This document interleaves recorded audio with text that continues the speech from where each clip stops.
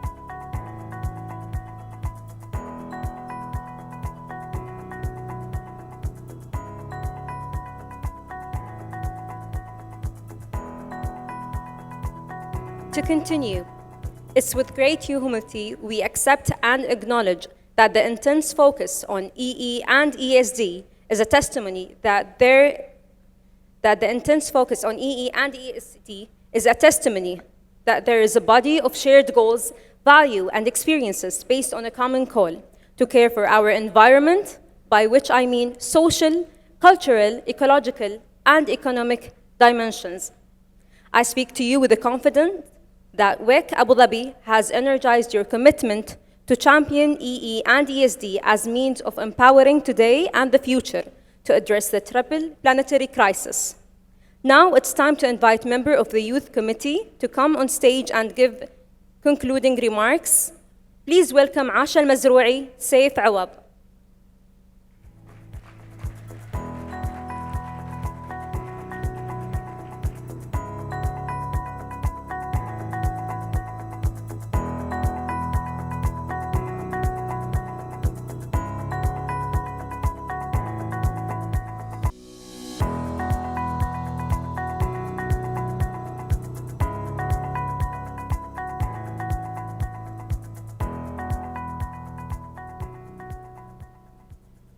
السلام عليكم ورحمة الله وبركاته. مساء الخير. Good evening, and may the peace and blessings of Allah be upon you. شاكرين لكم زيارتكم جناحنا الخاص بمؤتمر الشباب. Thank you for visiting our pavilion, the Youth Environmental Education Congress Pavilion. باختصار إذا بنوصف جناحنا فهو جناح مفتوح للجميع مثل ما قلوبنا مفتوحة لكم. Just as our hearts, our pavilion was open to all.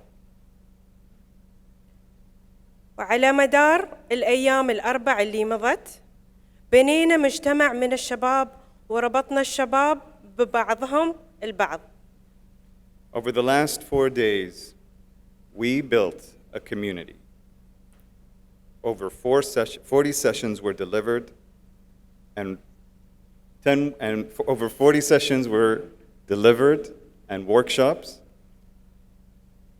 covering the 10 themes of the conference. مثل مؤتمر التعليم البيئي للشباب أكثر من 25 دولة من جميع قارات العالم. The conference was represented by over 25 countries from all continents of the world. قدم 79 من المندوبين والمتحدثين أكثر من 40 جلسة وورشة عمل تغطي المواضيع العشر للمؤتمر. We had over 79 delegates and speakers, delivering 40 sessions and workshops and covering the 10 themes of the conference. تعلمنا أن مستقبل الكوكب بأيادينا وأن نحن من نصنع المستقبل. Over the last 4 days, we built a community of peers where we indeed connected people. شكراً. Thank you very much.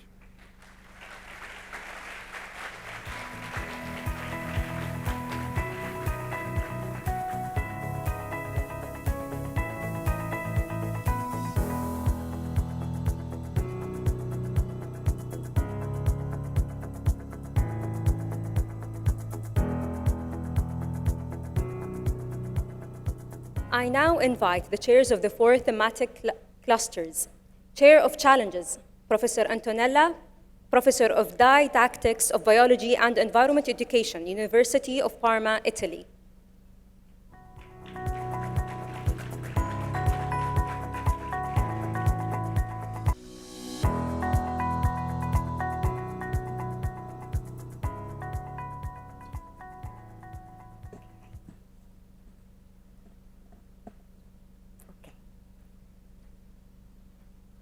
Good afternoon to everybody, and many thanks to be here in this closing section. I'm Antonella Bacchiori from the University of Parma in Italy, and I'm here today to sketch some conclusion in relation to one of the 4 thematic clusters suggested in this 12th week. So let me say that I'm particularly worried about my role.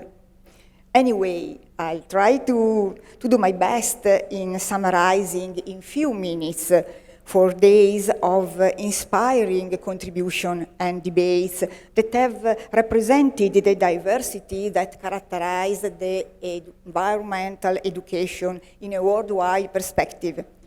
The 4 thematic clusters that we are going to discuss with you this afternoon have been organized in a deliberate sequence. Challenges, the goals, the dimension, and the means. So I'm going to start with the challenges that the environmental education need to address. This World Environmental Educational Congress, in particular, aimed to foster a discussion around the role of environmental education and education for sustainable development in addressing the challenges that humanity currently faces related to the triple planetary crisis, climate change, pollution, and biodiversity loss, and to the water, food, and energy nexus that represent about the 13% of the presentation discussed in this day. The debates of this day that I have analyzed, also thanks to the contribution of the work done by the rapporteurs of the different sessions, let me thank them for their support, suggested me that the challenge could be inside the word connected, which is mentioned also in the title of this Congress. Connecting people, culture, certainly, but first of all, connecting themes, problems, issues, perspectives, disciplinary areas. This means that the big challenge for environmental education and also for us as educators could be to see and to consider climate change, pollution, biodiversity loss, water, food, energy, but also waste, resources depletion, and climate justice, for instance, as element of a unique, both global and local, social, economic, and environmental crisis. In my professional experiences, every day I see that these interconnections are very often mentioned, but not really acquired and put into practice into the everyday life. In fact, a huge gap between what is being thought in theory and what is really being practiced has been observed in different experiences presented during these days. The real challenge for environmental education, then, is hidden inside a group of concepts as system, limits, carrying capacity, interconnection, uncertainty, that evoke system thinking, a concept and also a competence that could help to identify the role of environment, to identify and also to redefine the role of environmental education in the next future. Connecting could be a key word useful to build bridges between the challenges of environmental education in their different dimensions, environmental, social, economical, as suggested also by the Agenda 2030 and its 17 Sustainable Development Goals, then give form also to the concept of sustainability. Finally, at the end of this Congress, we have also learned that environmental education involves problems that are not simple, not complex, but weak problems which resist defining, and this represents, in my perspective, one more food for thought for the next days going back home that I wish share with you. As mentioned before, the debate during these days has involved also the goals, the dimension, and the means of environmental education. So it's time for me to thank you for this day together. And so please, colleagues, friends, the floor is yours. Thank you very much.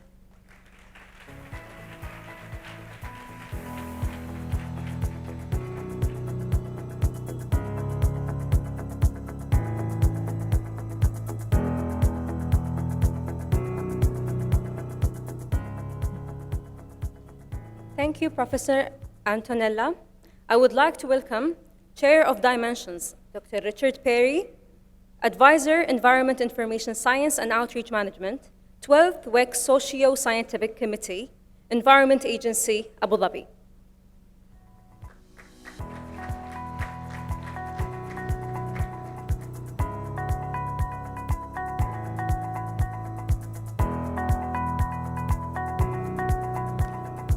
Right, thank you. I'm afraid my voice is giving out after 4 days, and I wasn't even talking. And before I start, excuse the paper. I know some of you may complain, but we are offsetting at least. We're doing quite an extensive carbon counting of the Congress, and it will be offset at the end of the day. Right, it fell to me to talk about dimensions, and I'm by no means an expert in dimensions at all. I'm not even an educationalist. And I've found that throughout the Congress, even though I've been so busy running around and organizing moderators and all the sessions and stuff, I hardly got to any of the sessions. And the few that I got to, I was usually dragged out after 5 minutes. But, as the previous speaker mentioned, we had a whole team of rapporteurs busy scribbling notes. We had moderators covering the sessions. We've got the abstract book that information has been gathered. So the information's been captured, which has helped me put something together at least, okay? So dimensions then. There were something like 333 speakers throughout the whole Congress, of which 12% covered dimensions, of which 7% covered values, and 4 or 5% aesthetics. And I happened to catch Bob Jicklin at lunch. I charged him down and tackled him, and he very graciously gave me some time. And one of the things that came up in that discussion was I won't say the lack of exposure of aesthetics and values, but the fact that not many people are actually looking into it. Okay, so if only 12% of the Congress, that's what it represents. And the other thing he said was that few people are looking into these aspects, and they have few tools at their disposal to do the job and take it further. So again, that's a lesson that I learned from this Congress. I think the other lesson that we learned was that I'm a systems ecologist. I'm a population dynamic ecologist. So I think in systems and interconnections and holistic thinking. But the dimensions, the aesthetics, the values, the indigenous knowledge, those dimensions that we need to consider, that's also part of the system. It's spread throughout the challenges, the goals, the means. And I think that's an important lesson that we should pull out of this Congress, that we can deal with puppet shows and cartoons. I was schooled by the youth yesterday when they said, "Where's the art?" And they're right. It's not there. We need to consider this. We need to consider the dimensions. But we had some very good plenaries and parallels. Miriam, when she talked in her plenary about values, and she asked the question about what do we lose if we don't have values, asked a very important question. And it's a question I've asked myself as well throughout this Congress. The values, we all have different values. We all have different cultures, dimensions, aesthetics. We need to consider those in a holistic view. So rather than these silos of challenges, goals, dimensions, and means, which were the 4 clusters of the Congress, we need to get that integration across-wise. And Jurita, in her plenary, she talked about evaluation. And I think that trying to evaluate snail population dynamics is easy. You just count the snails. Trying to evaluate behavioral change or the effectiveness or the value of indigenous knowledge or how valuable a piece of art or aesthetic is, that's far more difficult. So how we evaluate things and the effectiveness of our tools is an important aspect that perhaps needs further investigation. We had a diverse range of talks, from David and Shannon talking about climate change and indigenous knowledge. We had talks by Bob Jicklin on heuristic analysis. We had Ronin talking about cartoons and art. Quite a mixture, a range is encompassed in these dimensions. And it helps to explain this range of dimensions. It's a large range. It's not a simple topic to sort of get hold of. It's cross-cutting. But I think one aspect that I'd like to pull out was that, as I said before, I wasn't able to get to hardly any of the sessions. But a colleague, or an ex-colleague of mine, tracked me down, well, I tracked her down actually, and she was enthused and animated about a particular plenary parallel session that she'd been to, about saving the storks, Parimna, the work she's done, changing behavior, taking indigenous knowledge about baby showers and translating that into baby showers for storks, storks that were once loathed and hated, viewed as carrion scavengers, are now loved because of this simple translation of an indigenous cultural practice to environment. And this came back to a talk when I was talking to Bob as well, that we have ethics, but we don't often mix that, or don't mix it as well with the environment. What do we learn from the environment? is cross-cutting. How do we apply the dimensions of aesthetics and values to the environment? What can we learn about the environment? Because that's what it's about. We're doing these things because we want to teach people about the environment, raise awareness, and help them, therefore, to protect the environment.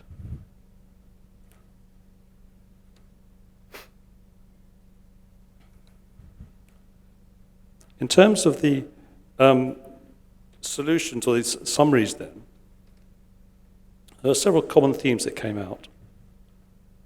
The indispensable value of Indigenous knowledge, the value of that knowledge before we lose it. It is being lost. We're all on TikTok and iPads and all the rest of it. The intergenerational transfer of that knowledge down the generations, again, vitally important. Capture it and help it to be transferred. The importance of those values. How do we evaluate them? How do we prioritize them? And the incredible power of aesthetics and art to spread a message. So those are some of the lessons that came out of the Power Hour sessions on dimensions. The abstract book is on the website. There will be proceedings and talks and papers presumably coming out of the Congress. So that information is not lost. And I encourage you all to carry on the conversation about how do we use dimensions across the board. Thank you.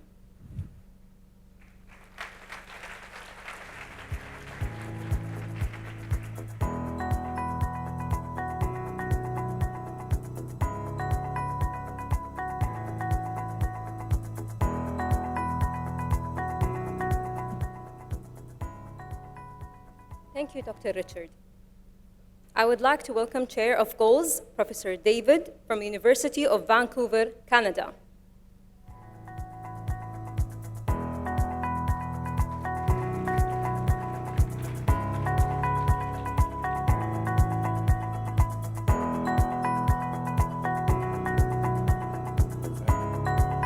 Good. Good afternoon, everyone. Hard to believe we're here at the end of 4 days.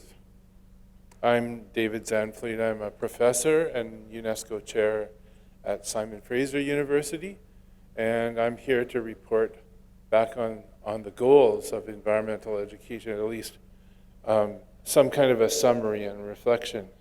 But I have to tell you, last night I was reading all the rapporteur comments and reports from all the sessions, and there's a lot there.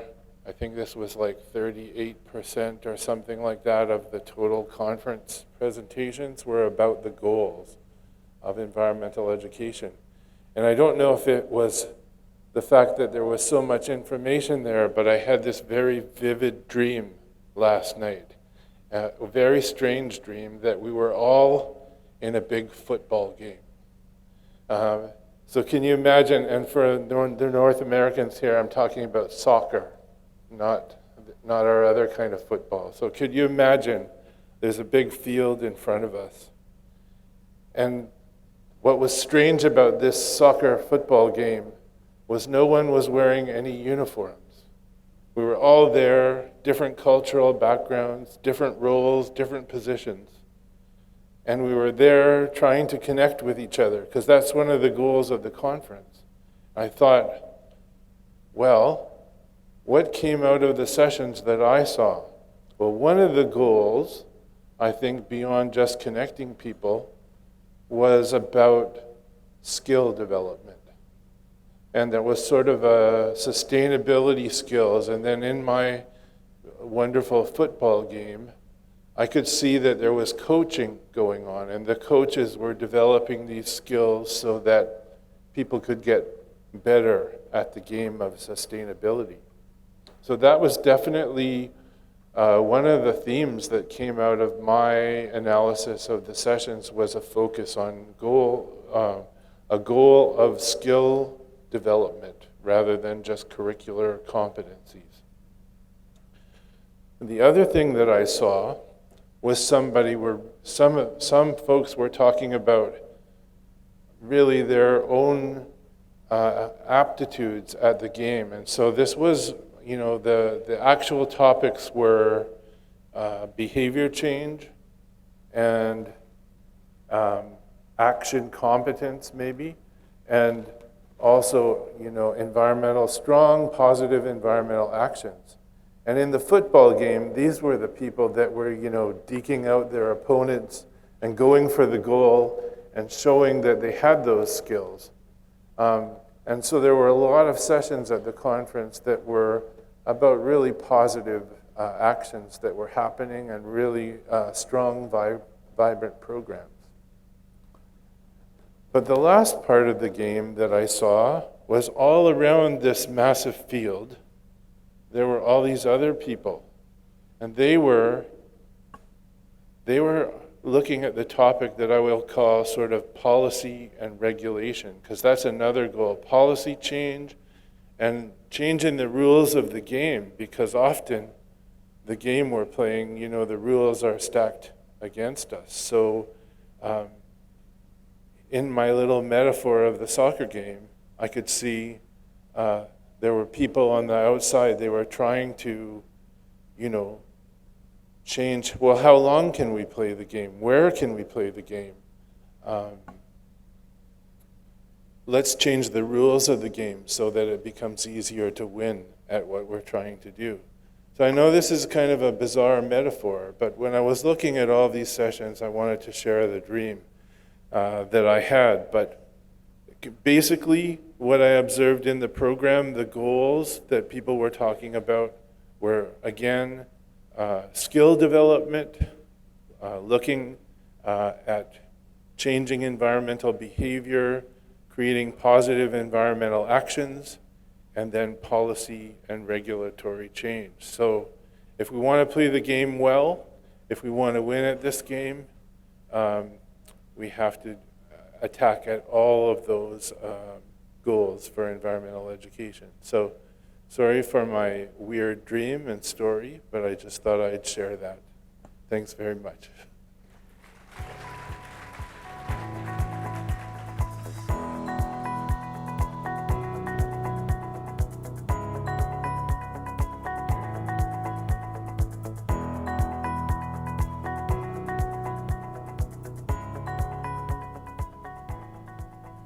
Thank you, Professor David.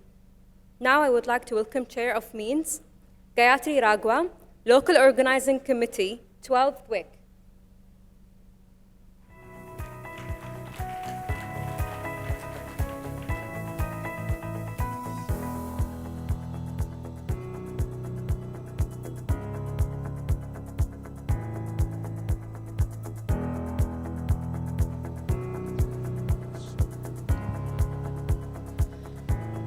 Good afternoon, salam alaikum. Wow, 4 days. Never realized it went so fast. I don't know if my white hair became furthermore white in these 4 days, in the war room, sitting in the war room all the time. Anyways, now to get on with what I'm supposed to do at this point in time, which is summing up the means cluster. So if I want to put my thoughts around it, means is perhaps one of the most important thematic cluster in this Congress. Why? Both because the maximum, I think 38, Richard just told me, 38 to 40% of the presentations were around the means. Means deals with the how and the what. Keeping in mind the different dimensions that we discussed and the goals that we want to achieve, and with the challenges that we are facing. What is it that we must do, and we must do well? In this cluster, there were 4 thematic areas. The first one was the importance of outdoor and place-based learning in the decade of ecosystem restoration. The second, we just finished with it, that was really riveting, which was using smart technology and AI in EE and ESD, re-emphasizing the importance of early childhood education, and networking and collaborating to address the triple planetary crisis. So these were the 4 thematic areas in this big cluster. Several presentations, workshops, discussions along all these 4 themes were shared in these past 4 days. We got to hear some fantastic and distinguished speakers addressing the plenaries in these themes. And not to forget the discussions, the arguments, and the conversations near the tea area, near the lunch area, near the corridors, and near everywhere. So there was a strong conversation going on around all these areas. Now, if I want to quickly summarize each of these means area, with regards to the outdoor education theme, there is a re-emphasis on place-based and outdoor education for improved learning outcomes, better connection with nature, and planetary challenges. This is the way forward. The IUCN CEC plans to take up the issue of nature-based education and communicating nature-based solutions in a more detailed format. So, don't go unpacked, because you've got to come back here again for the IUCN International Conference, which is going to be looking into the educational dimensions of this. Smart Tech and AI theme were the great favorites, eliciting positive response from all the participants, and need I say, particularly the youth. This is perhaps the first time that this theme has featured in any of the EEESD conferences held so far. So, yay to Abu Dhabi. I think we've come up with 2-3 fabulous new thematic areas. Smart technology, as Costas said, is here. It is staying here. It's everywhere. As EE and ESD educators, the thought is we all need to learn this. And believe me, I am totally challenged. But I still need to learn this if I want to continue in this field, and I better learn it. The early childhood theme, on the other hand, emphasized the importance of starting young, with the young minds on the issue of environment and sustainability. One of the plenary speakers, Radhika, she spoke, and I quote, "Early childhood education lays a strong foundation, and if the foundation is really strong, we don't need to do much as they grow up." And so I think that says it all. And the best learning, one of the things is within the 5 years of age, the brain is the most active and takes in the most. So I think early childhood education needs to be re-emphasized and really focused on. Networking and collaboration, which is the fourth theme, was perhaps the most critical topic that was discussed. We had various networks like NAAW, AAW, FEE, all of them who had supported this Congress. And lots of discussions ensued. And then new networks were even talked about and launched. I remember when we were getting ready to dress up to go to the dinner, we had Kartikeya having a Sasiane meet in that near the lunch area. Everybody went in there, and the Sasiane, that is the South Asia, Southeast Asia network, was being launched and talked about. So collaboration is a key forward.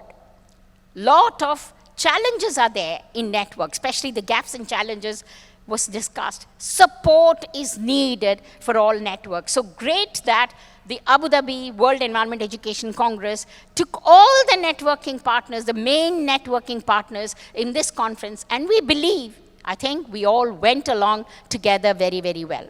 So we all need to get out of our silos, come together now. And with that, I say thank you to you all. Thank you very much.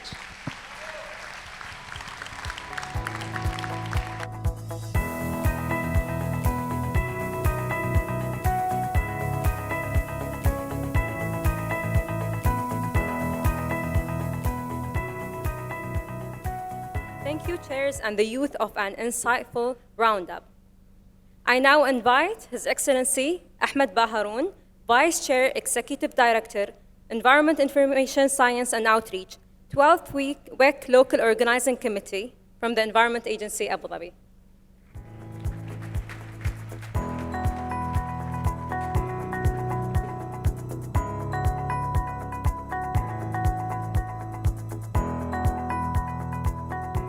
Good afternoon.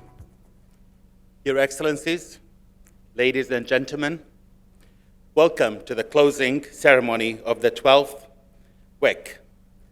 We've had rewarding journey filled with insightful exchanges And while it's been an intense experience, it certainly has been fulfilling. Thank you for being here and being part of this. In the wake of enlightening insight from the chairs of our 4 thematic clusters, we stand united in our response to the compelling opening address by Her Excellency Dr. Sheikha Al-Dhahri at this eminent international Congress on Environmental Education. Her Excellency eloquently called upon each of us to confront the pressing triple planetary crisis. It's called to collective action, to unite our effort in shaping a brighter, more sustainable future for ourselves, our children, and our generation that will follow. The journey of environmental education has been marked by significant milestones. Most recently, COP28, where witnessed the inauguration of Green Education Hub, a testament to the growing involvement and influence of youth in shaping our environmental discourse. As we continue on this shared path, recognizing the pivotal role of the 12th WEC here in Abu Dhabi, I am profoundly honored to unveil the Abu Dhabi Roadmap for Environmental Education and Education for Sustainable Development.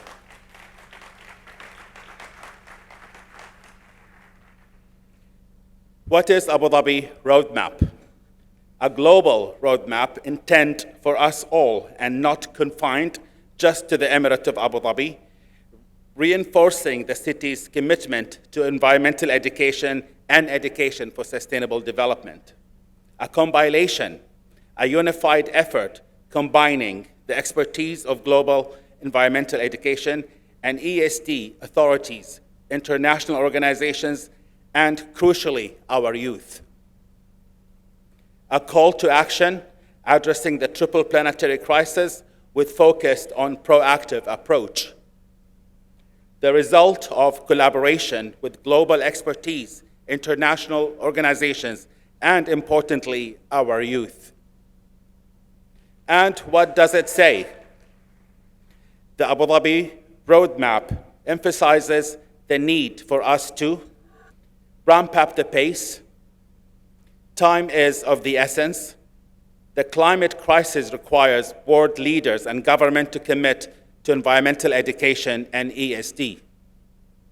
Recognizes that the planetary crisis is a nexus challenge, demanding a collaborative effort across various sectors and disciplines. Journey towards sustainability begins at birth, making early childhood a vital phase for fostering sustainable attitudes and behaviors. Embrace artificial intelligence and smart technologies to enhance teachers' engagement and students' learning, creating globally accessible educational projects. Build and maintain strong network to energize our environmental education and sustainability activities. Furthermore, the Abu Dhabi Roadmap provides actionable steps to combat climate change, for instance, by participating in the Greening Education Partnership, GEP, with UNESCO. In Abu Dhabi, we were backing this initiative through our Sustainable School Initiative, SSI, now encompassing all schools. Address biodiversity loss. We are partners in initiatives such as the Rewilding Academy in the Netherlands and Plant for Planet in Germany, contributing to UNEP Decade of Ecosystem Restoration Action Plan.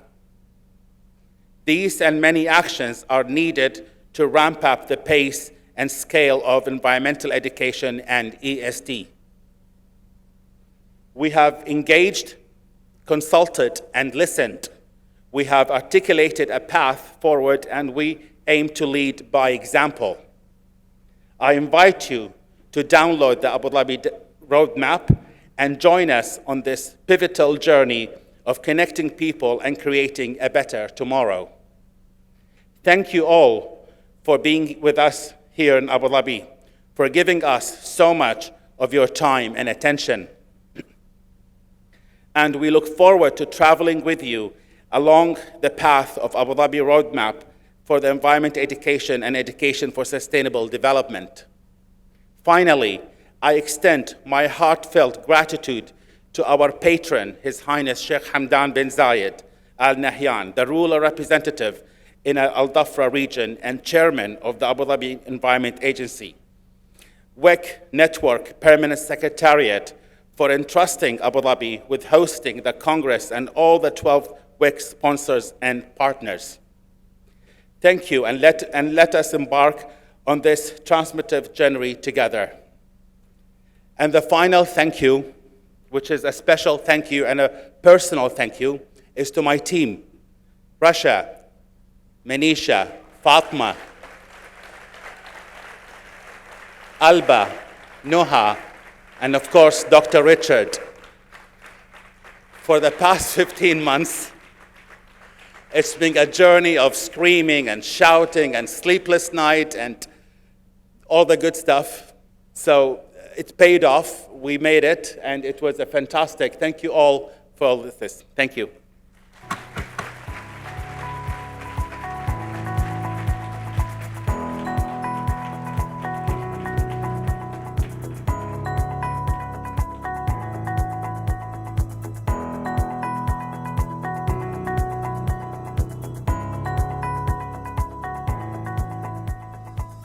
I now invite Professor Mario, Secretary General, World Environment Education Congress Network, to give the concluding remarks and the vote of thanks.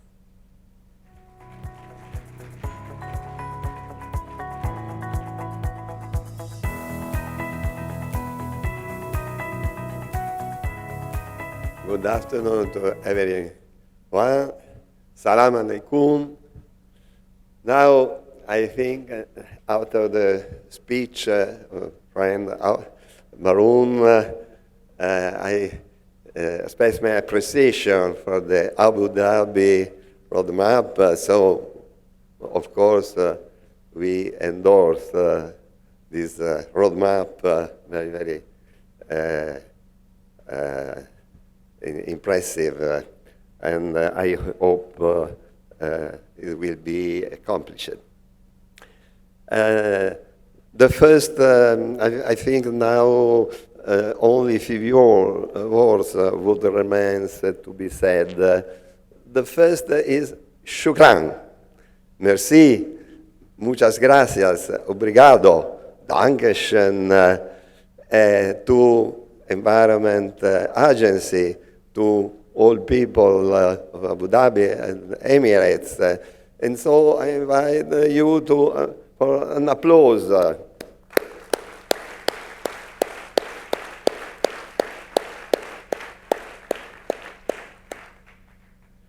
Second, I have to underline some words I pronounced in my opening speech,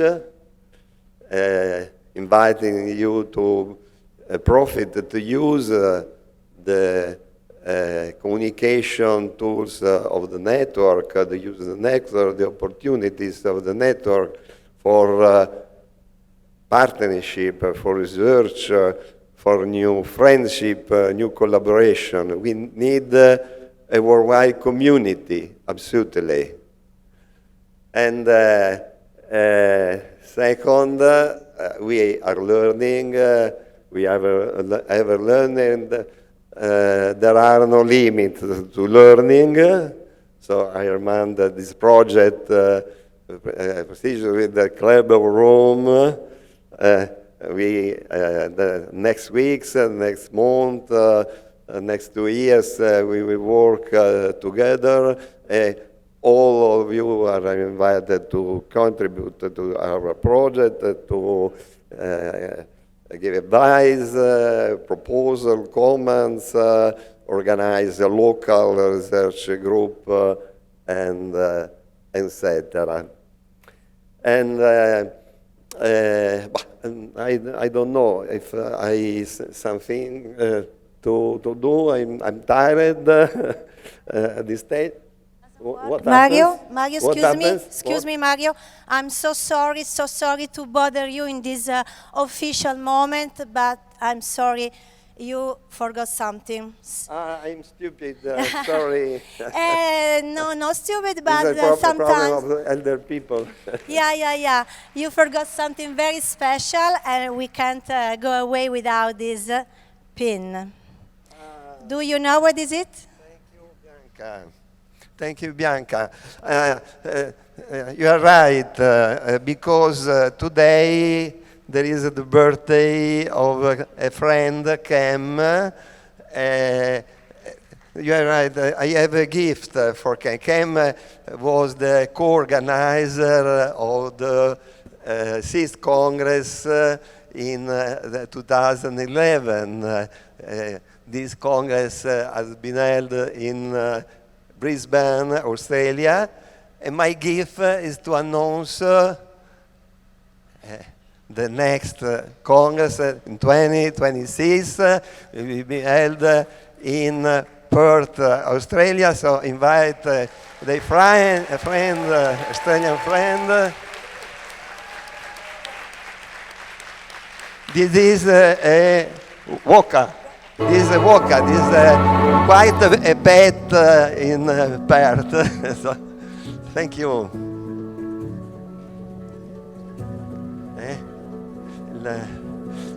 Jennifer,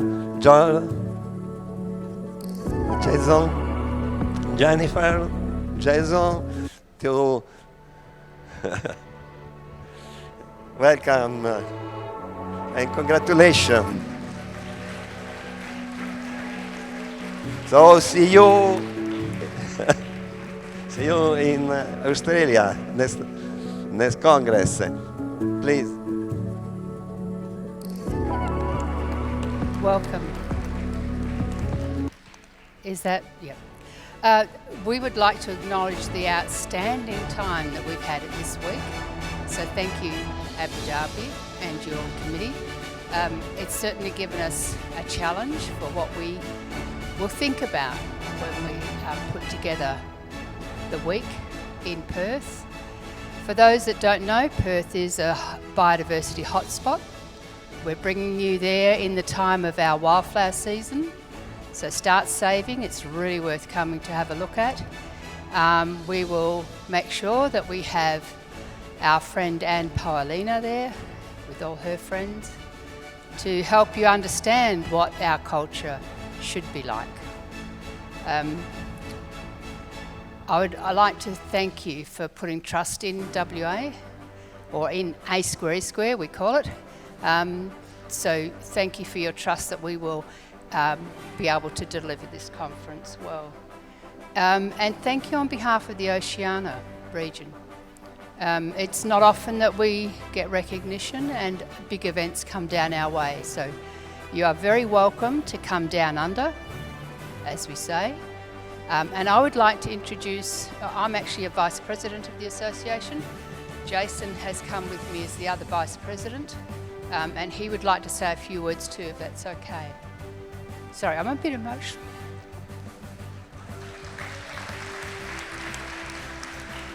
Thank you, Jen. G'day, everyone. Kaya and Salam Alaikum. We are very excited to be welcoming you to the World Environmental Education Congress in 2026 to celebrate its 30th Congress, and we look forward to welcoming you to Perth in Wajak Noongar country, and to learn about our environment, our unique approaches to environmental education and education for sustainability. And we welcome you to bring all your approaches from around the world and your perspectives so we can continue this journey together and learn together as global citizens for the benefit of the planet. I'd like to welcome you all to Perth, Western Australia, in Wajak Noongar country. Thank you. Thank you.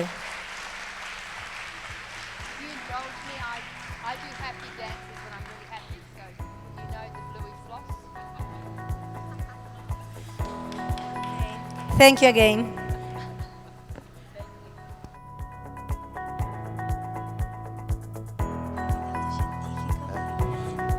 Sì, sì, sì. Many thanks to the Socio-Scientific Committee, to also the team in Permanent Secretariat, as the team in Abu Dhabi is a magnificent, beautiful team. All attendees of this beautiful and very useful Congress.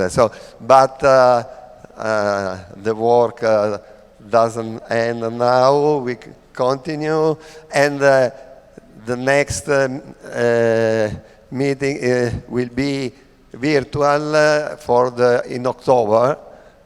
Remind the World Environment Education Day, endorse the appeal, sign the appeal, spread the appeal for the World Environment Education Day in October. We hope United Nations will recognize this day. And the government of Abu Dhabi, I hope will help with Mr. Gutierrez and the General Assembly to